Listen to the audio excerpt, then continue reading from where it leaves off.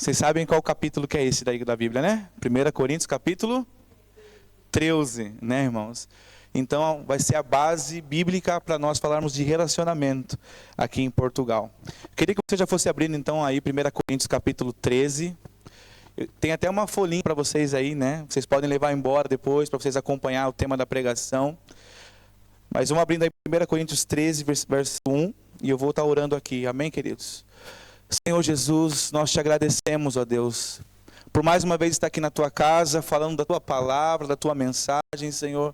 Pai, eu te agradeço porque o Senhor é rei sobre nós. Eu te agradeço porque o Senhor é rei sobre esta igreja, Pai. E que o Senhor possa falar conosco, Pai, nesses domingos de julho, onde estaremos abordando o tema de relacionamento, Pai, que é um dos maiores temas da tua palavra, Deus, que é o relacionamento que o Senhor tem para com a tua igreja e da igreja entre os irmãos, ó Pai. Então fala conosco nesses dias, em nome de Jesus.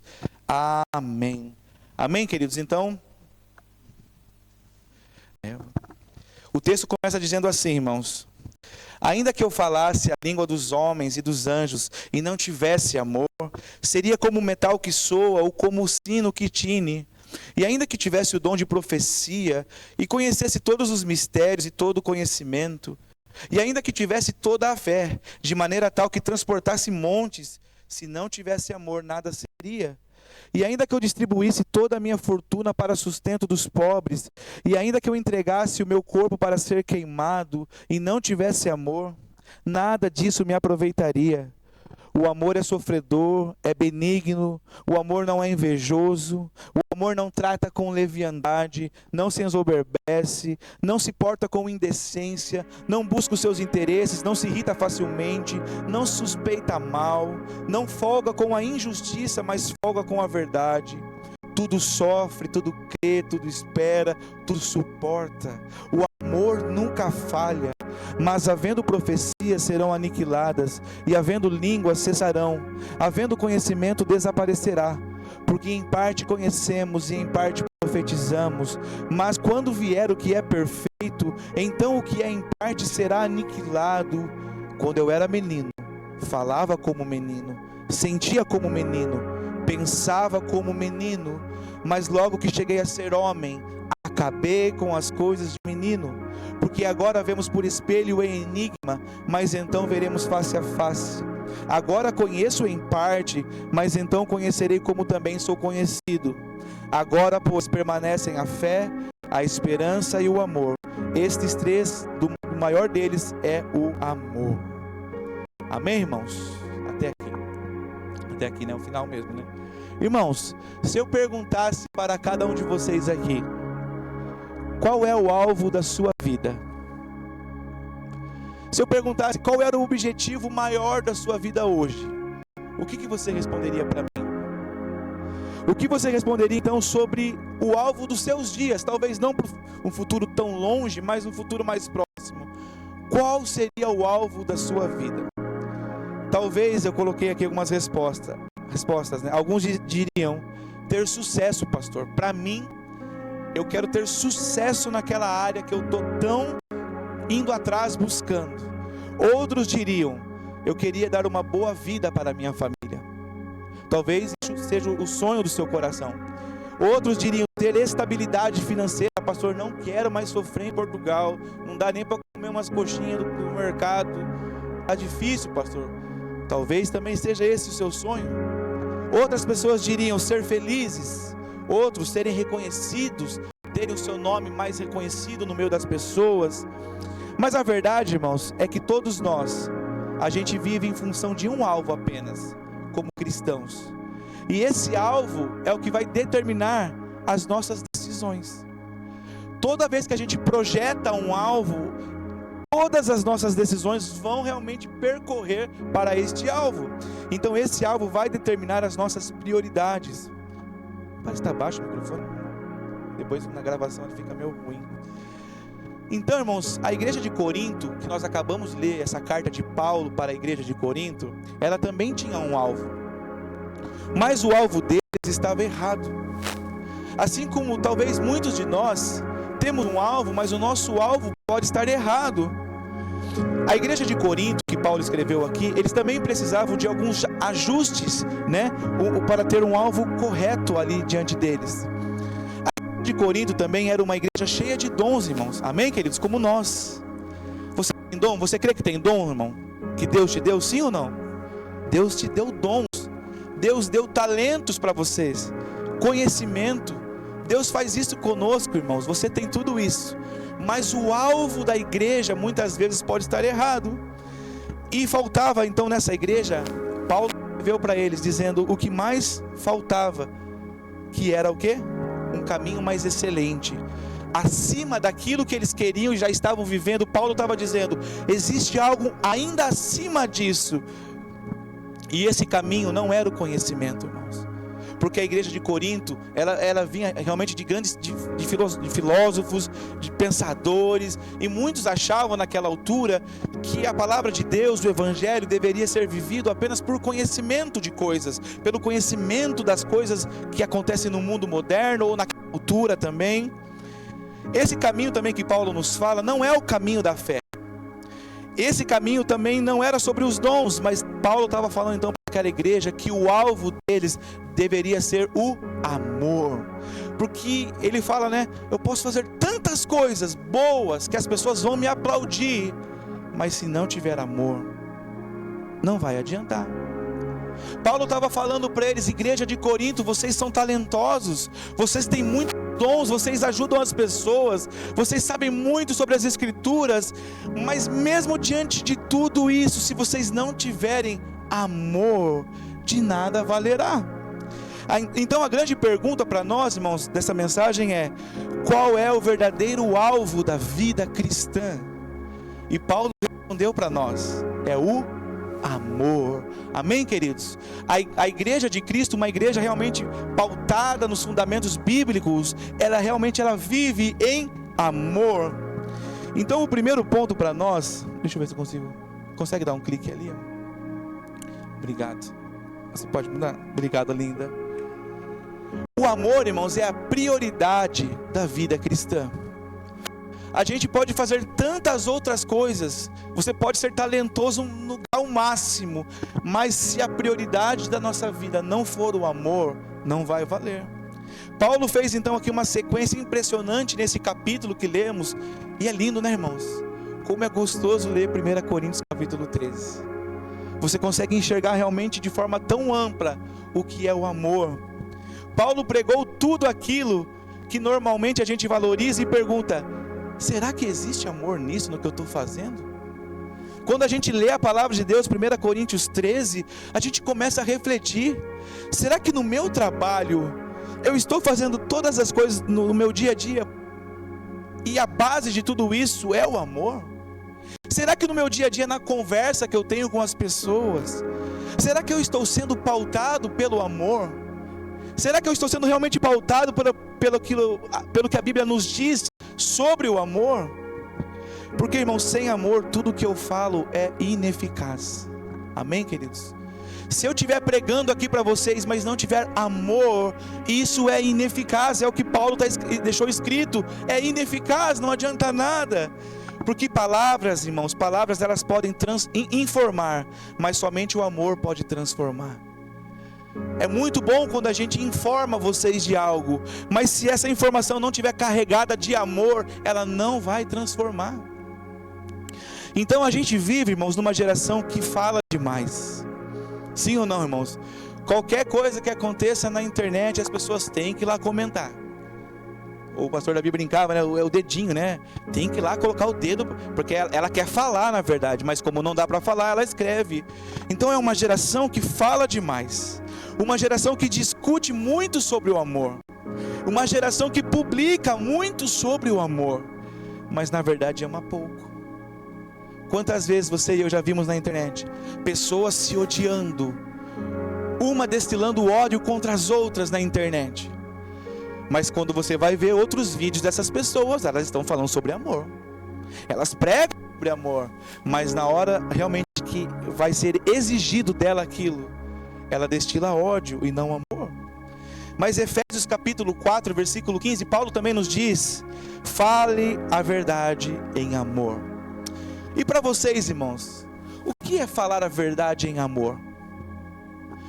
Quando a palavra de Deus nos diz isso, Paulo dizendo, fale a verdade em amor, o que vem na cabeça de vocês? Como é que deve ser feito essa questão de falar a verdade em amor? Pensaram? Pensem.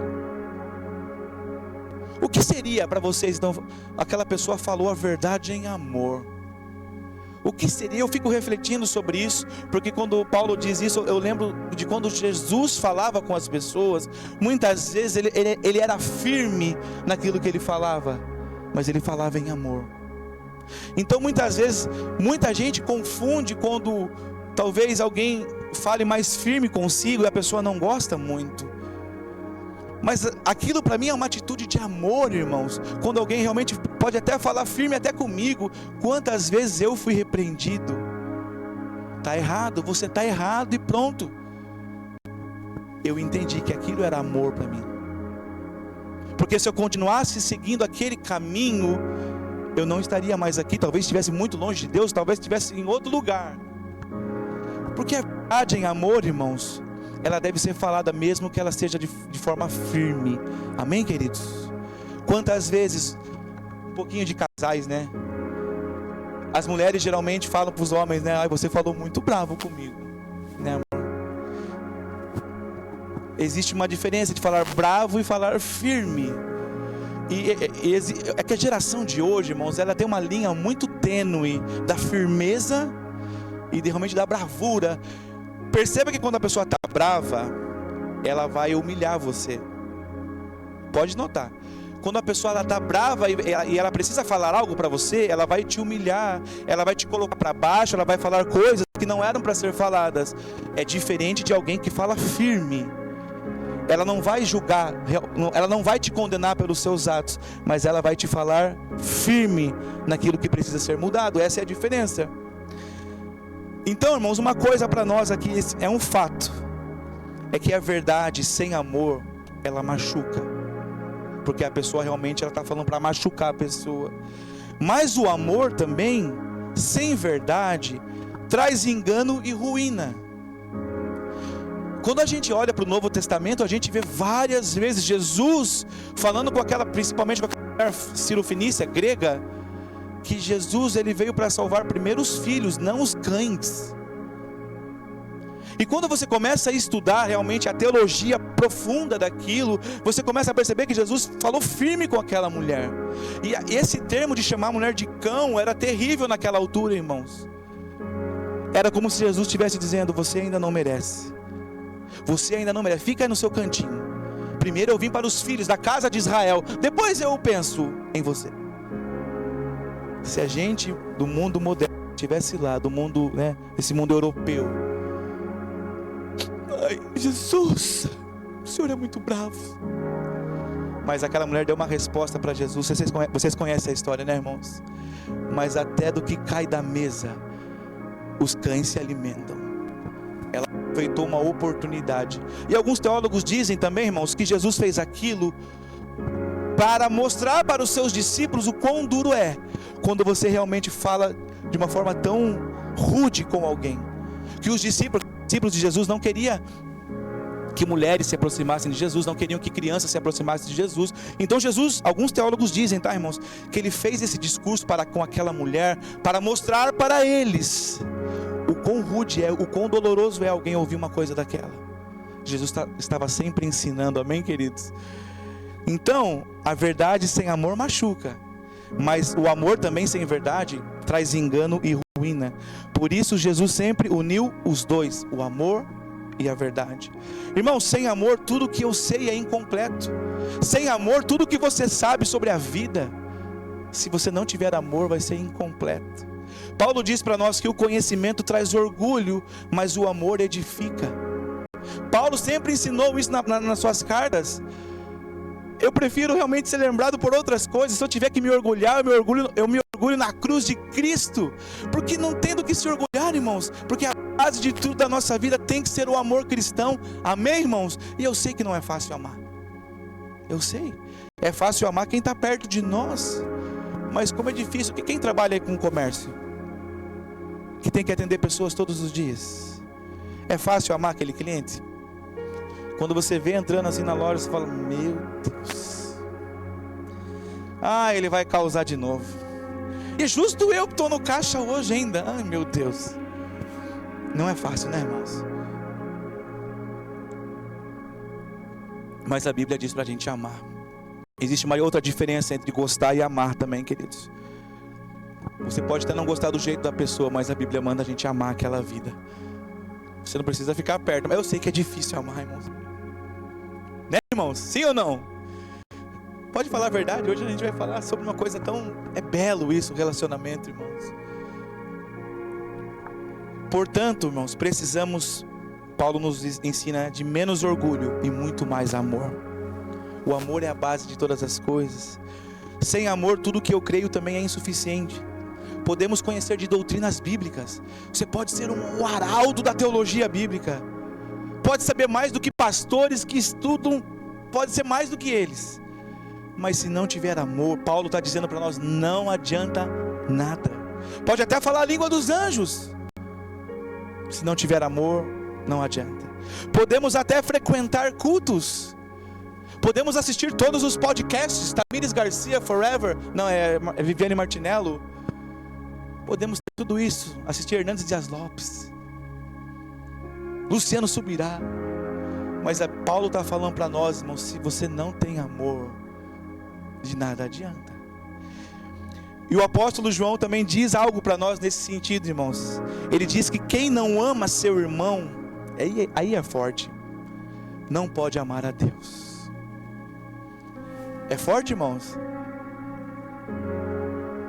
Porque muitas vezes nós dizemos que amamos a Deus, né? Mas João está dizendo que se a gente não ama o nosso irmão, a gente não pode amar a Deus. E a gente vai ter que conviver com isso. Cristianismo, então, irmãos, portanto, o cristianismo não é apenas acreditar em Cristo, mas é tentar pelo menos viver como Cristo viveu. Não é fácil, irmãos, porque está na moda na internet, eu vejo um monte de gente na internet, esse pastor tem que viver como Cristo viveu. Irmãos, as pessoas não têm ideia, né? A gente busca realmente viver como Cristo viveu. Essa é nosso alvo. Nosso alvo é Cristo, né? Nós cantamos. Mas tem muita gente que fala as coisas da boca para fora. Mas como pastor, eu sempre vou incentivar. Tentem viver como Cristo viveu, irmãos. Vivendo tudo que o Jesus Cristo nos ensina. Uma outra coisa, amados. Nem toda generosidade também nasce de amor. Sabia disso? Tem gente que é muito generoso, mas a base dele não foi o amor. Tem muita gente que dá para ser aceito apenas, mas não ama nada. Tem muita gente que doa as coisas para impressionar as pessoas ou para controlar as pessoas, mas Deus, Ele olha primeiro para o coração. Vocês lembram da oferta da viúva, né? Da viúva pobre? Jesus disse que todos davam do que sobrava. Todos ofertavam na casa de Deus, no templo, do que sobrava, mas ela só tinha 2 moedinhas e ela ofertou tudo que ela tinha. Lembrei da piada, né?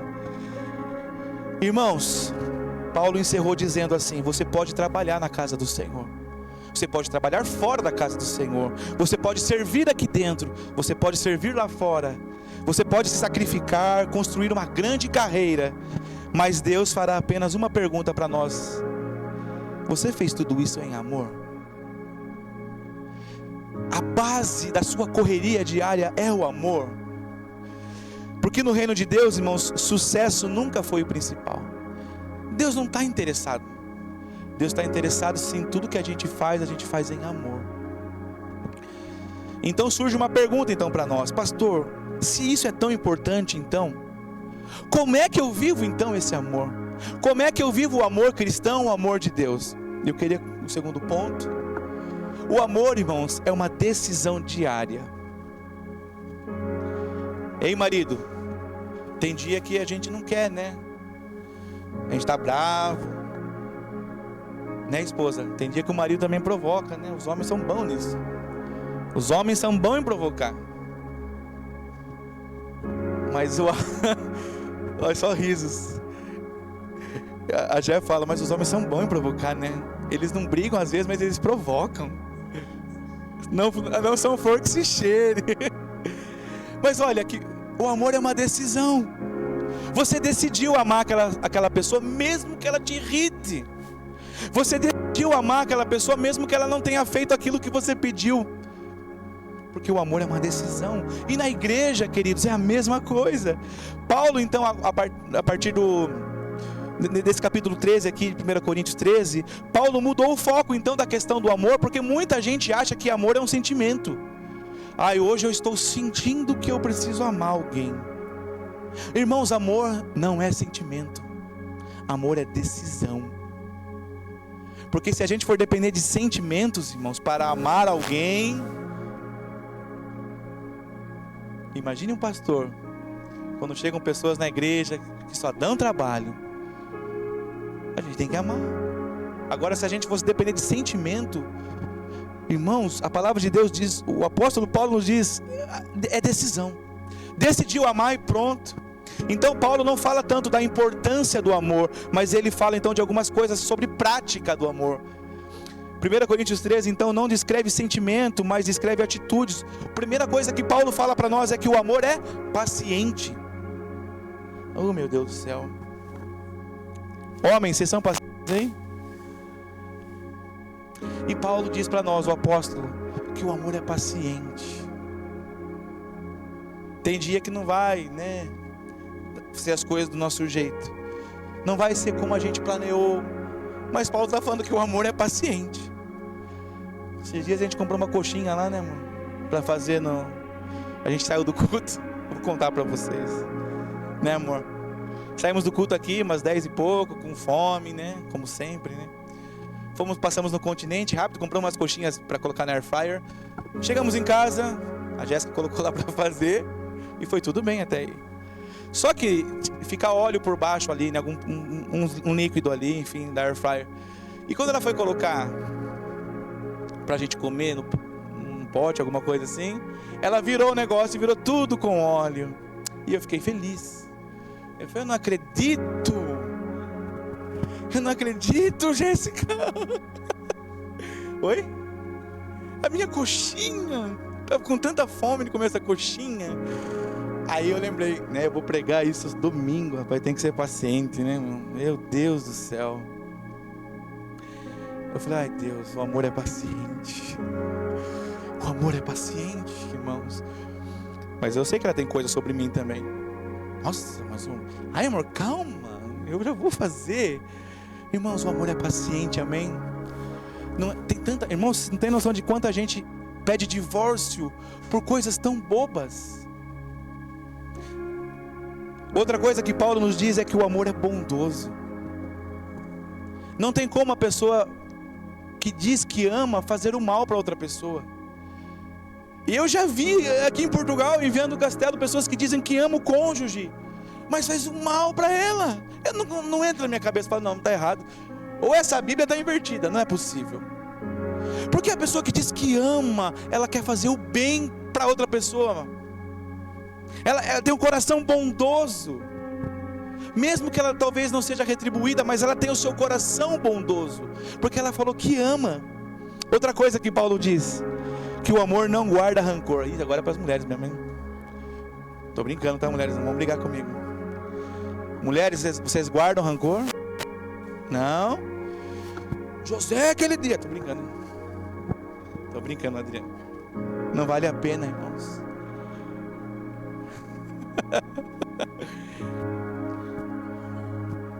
Mas às vezes eu vejo na internet também. Irmãos, os homens são falhos, amém? Amém, homens? Nós somos falhos, né? Erramos. Mas as mulheres vão lá no baú. Elas buscam lá. Tá vendo o dia que a gente chegou em Portugal? Você falou isso pra mim. Eu já pedi perdão. Irmãos, o amor não guarda rancor. Nossa, eu tenho um rancor daquela pessoa. Meu Deus do céu, eu vou levar pro túmulo. Vocês já ouviram isso? Não, irmãos. Pro túmulo só vai o corpinho lá, porque a alma e o espírito vai estar com o Senhor. Rancor nunca mais. E Paulo diz isso para nós: o amor não guarda rancor. Justo ele que brigou com João Marcos, né? Com Barnabé. É porque a vida cristã, irmãos, o evangelho é lindo, porque ele vai mostrando para nós a nossa transformação diária, amém? Eu e você não somos perfeitos. Quando chegamos e nos batizamos, nos entregamos a Jesus, as pessoas já esperam perfeição de nós, e não vai acontecer isso, porque é gradativamente, a gente vai conhecendo as coisas, e vamos sendo transformados de dia em dia, glória em glória, amém, queridos? E Paulo foi assim, é por isso que ele escreve, porque ele estava falando de si mesmo. O amor não guarda rancor. Então, irmãos, isso tudo para nós é para dizer que o amor é uma decisão. E como igreja, irmãos, nós não esperamos sentir para amar. Não espere ter sentimento para amar, igreja. Decida amar. Não espere ser retribuído por alguém, porque tem gente que nunca vai te retribuir. Mas decida você ser diferente. Ame mesmo. Existe uma história de uma jovem mãe. Vou contar para vocês rápido. Ela se sentia tão oprimida. Ela lutava contra a depressão. A sua agenda e demanda sufocavam a sua vida. E ela disse: parece que tudo o que fazia era irritante para os filhos dela. Ela berrava com seus filhos e os repreendia constantemente. E quando eu olhava para mim mesma, ela dizendo, eu concluía que estava numa enrascada.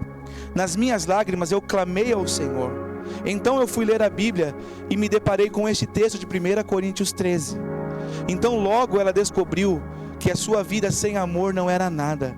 Então ela escreveu estas palavras e espalhou na casa toda, no frigorífico, no espelho da casa de banho, no painel do carro. Ela escreveu isso: eu percebi que a coisa mais importante do mundo que deveria fazer era amar a minha família. Ela começou a viver isso em amor, a demonstrar amor, fazer as coisas de antes com um sentimento de amor. Sentiu-se transformada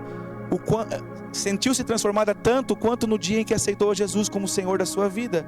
E ela declarou: a felicidade me alcançou e também alcançou a minha família, porque ela fez uma decisão e agiu. Amém, queridos? Amor então é uma prioridade, é uma decisão. O amor também, irmãos, é uma prática.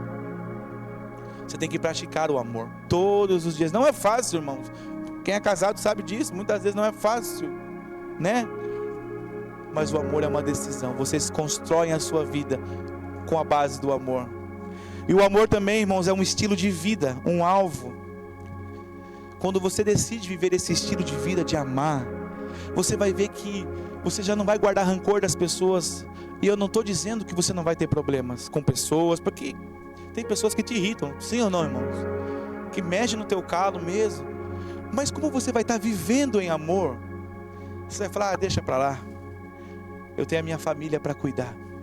Eu tenho os meus objetivos para alcançar. E eu tenho realmente que fazer que o reino de Deus avance cada vez mais. Porque você está vivendo em amor.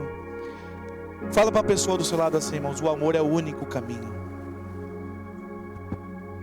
Glória a Deus. Renatinho, o amor é o único caminho. Ninguém olhou para o Renatinho, eu olho. Pode mudar? É o último ponto aqui para nós. O amor é o único investimento eterno, irmãos. A gente leu isso em 1 Coríntios 13. Quando o algo perfeito chegar, o perfeito chegar em nossa vida, quem é, irmãos? O Cristo. Quando Ele voltar para buscar a tua igreja, irmãos, quando Ele voltar para te buscar e levar a gente morar com Ele eternamente, todas as outras coisas vão acabar. Fé, não vai precisar mais de fé, porque a gente já vai estar com Jesus. A gente não vai mais precisar de esperança, porque a gente já vai estar com Jesus. Mas a única coisa que vai prevalecer é o amor. Consegue pensar nisso? Pastor, mas não vai ter mais fé, não vai ter mais esperança. Paulo diz que a única que vai permanecer é o amor. Por quê? Porque no céu, irmãos, é ambiente total de amor. Amor cristão. Esse sentimento que você tem hoje de amar a sua esposa, ou o seu cônjuge, o seu marido, não vai ser a mesma coisa no céu, amém, querido? Lá vai ser um sentimento de amor cristão. Ai, como vai ser lindo esse dia. Você vai ver ali os seus filhos, seus cônjuges, o cônjuge, mas você não vai mais ter o sentimento de amor terreno, mas é o amor cristão. Você vai enxergar ele ou ela como realmente um irmão em Cristo ali. Porque Jesus disse que é até a morte que nos separe, não é, irmãos? É até que a morte separe, acabou. Lá é amor cristão. Por isso que Deus também, é um parênteses, fala para o homem tratar a mulher como o vaso mais frágil da sua casa. Porque antes dela ser sua esposa, homem, ela é uma irmã em Cristo. Então Paulo está dizendo para nós que o amor é o único investimento eterno. E ele termina dizendo que o amor nunca acaba. Percebe que loucura isso, irmãos? Tudo vai acabar menos o amor. Menos o amor. Tudo vai passar. Os euros, os 20 mil euros que estão na sua conta hoje, eles vão embora também. A beleza vai passar. O prestígio que você tanto tem das pessoas também vai passar. A carreira vai passar. Os dons espirituais também vão ter fim, mas o amor vai permanecer. Então Paulo concluiu que a fé, a esperança e o amor, o maior é o amor. Por quê? Porque no céu a gente não vai precisar mais de nada, apenas do amor.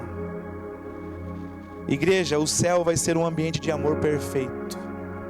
Você consegue imaginar isso comigo, irmãos? Como é que vai ser na eternidade? Um ambiente de paz, um ambiente de alegria, de amor.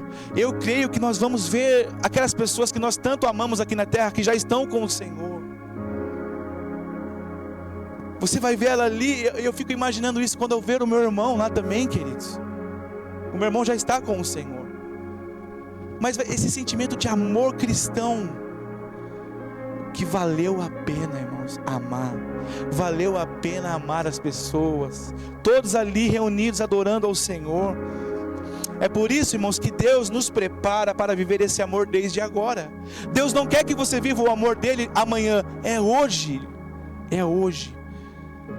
Perdoa aquele português ou aquele brasileiro que te fez mal, irmãos. Perdoa ele. Perdoa. Eu falei português e brasileiro, né? Porque tem brasileiro também que nos machuca, sim ou não, irmãos?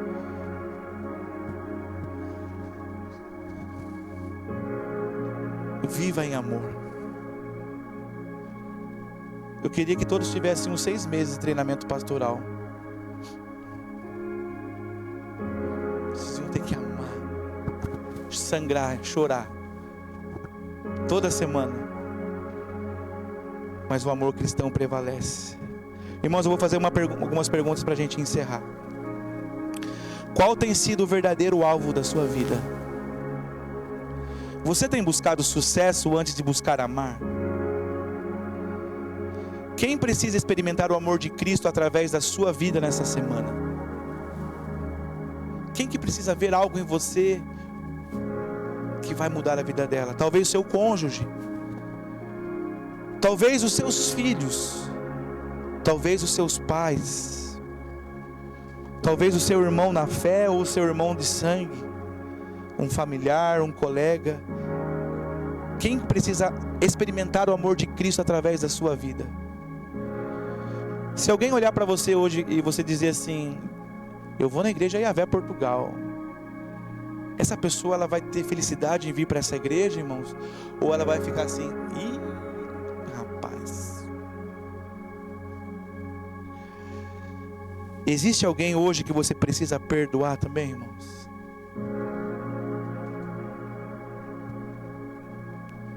O que Deus está pedindo para você hoje? Amor não é discurso, igreja, é prática. É prática. João capítulo 13, verso 34, o apóstolo João diz: um novo mandamento eu dou a vocês. Jesus disse através de João, tá, irmãos? Amem uns aos outros como eu os amei. Vocês devem amar uns aos outros. Olha o que Jesus diz. Não é um conselho. Se vocês quiserem. É que vocês devem. Deste modo saberão que são meus discípulos, se vocês amarem uns aos outros. Um novo mandamento vos dou. Mandamento, irmãos. E Jesus também mostrou como fazer isso. Ele disse assim: como eu vos amei. Você crê que é amado pelo Senhor, igreja? Esse mesmo amor que você sente de Jesus, é esse mesmo amor que nós precisamos, eu e você, eu também me incluo nessa, praticar para com as outras pessoas.